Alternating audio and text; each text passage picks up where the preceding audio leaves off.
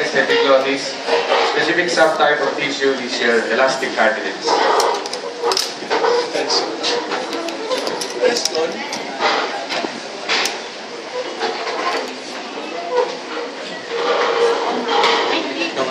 So, the cells that are red are the parietal cells. Characteristic cell is the parietal cell. Secretion is hydrochloric acid. Organ is stomach. The lining epithelium is simple columnar epithelium.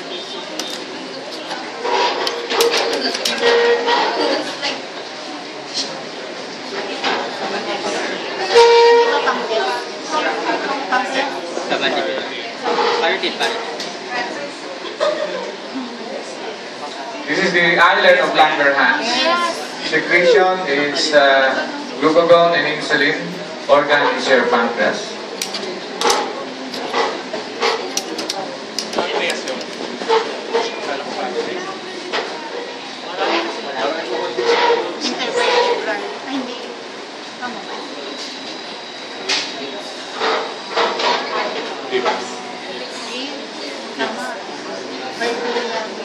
This is the red border or vermilion border. If ever there is a cancer in the lips, this is where it will start. Organ is your lips.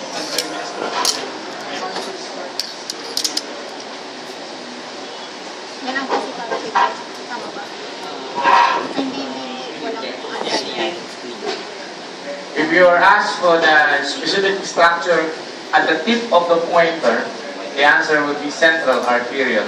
But if you are asked for the whole structure, that's a white pulp. And the one that surrounds it is the red pulp. The characteristic cell of all the lymphatic organs is lymphocyte.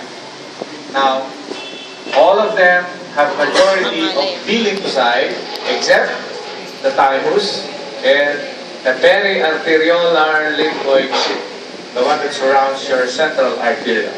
Organ is your spleen.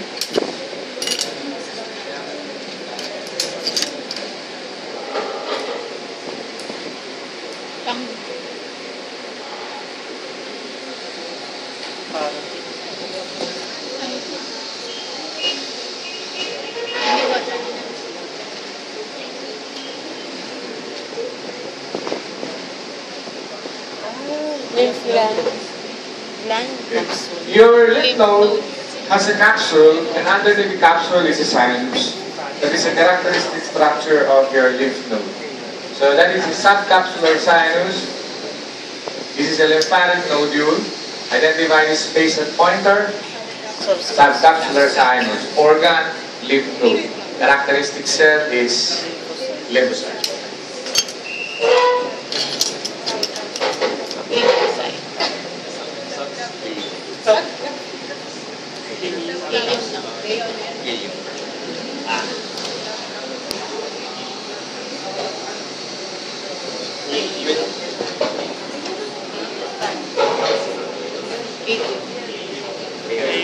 These are intestinal glands. This is the ileum. This is the Peyer's part.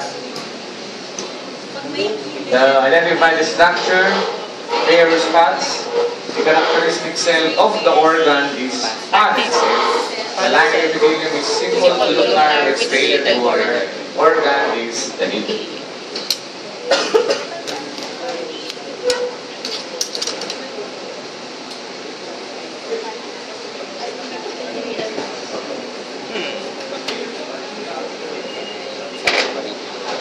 Sa mandibular parang ano pa rin.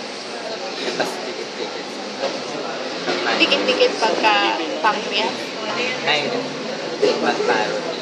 Sila yung magkamukha ng pancreas. So parotid niya. Sa Manila. Iwa-iwalay siya. May fixed and may cancer siya. Sa present siya.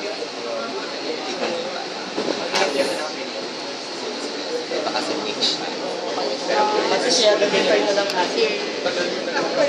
Yan, sa mandibular, no? Sa present. Pagka, ano, mas mataas.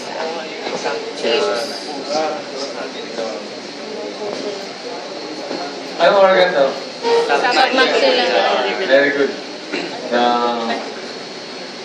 Ayun, yung mga pressure.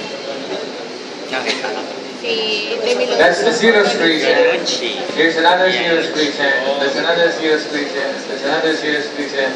These are mucous tubules. These are serous angina. The organ is your submandibular gland.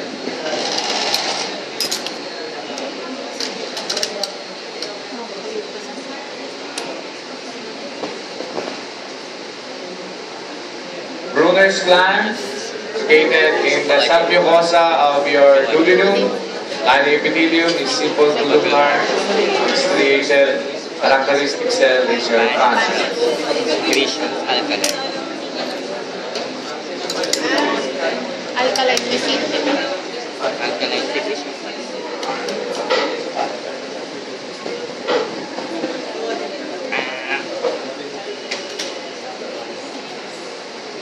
Si intervertebral. Ay, hindi cancellous lang. Intervertebral. Mali. 19. Mali. Tonsil. Tonsil again. So this is a lymphatic nodule. This is a tonsillar crypt. This lining epithelium is stratified squamous non-keratinized epithelium. Your organ is the tonsil. The tonsil is unique because one, it is partially encapsulated. It is the only lymphatic organ that is lined by stratified squamous non-keratinized epithelium. Again, characteristic cell will be lymphocyte. Organ, tonsil.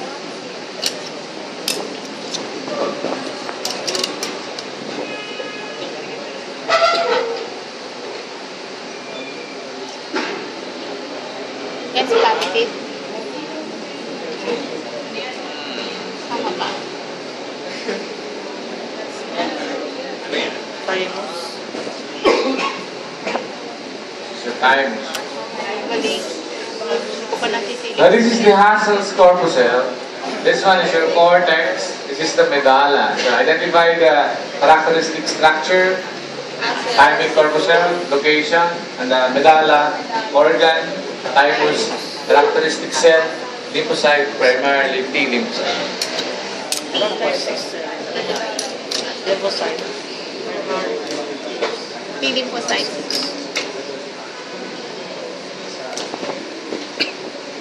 Liver. Liver. Central vena.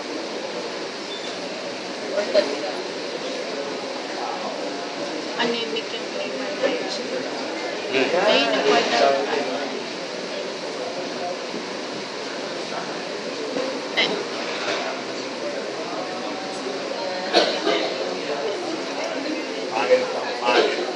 Okay, so you have a very thick lining epithelium, therefore that's the bile duct. You have thin epithelium, thin epithelium. This thin epithelium has thick adventitia, that's the portal vein. This one has a thick tunica media, that's the hepatic artery. We call it the portal triad. Bile duct.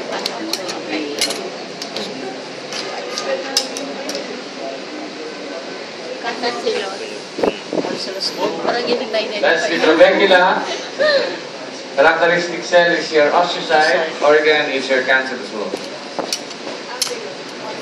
Lost tissue.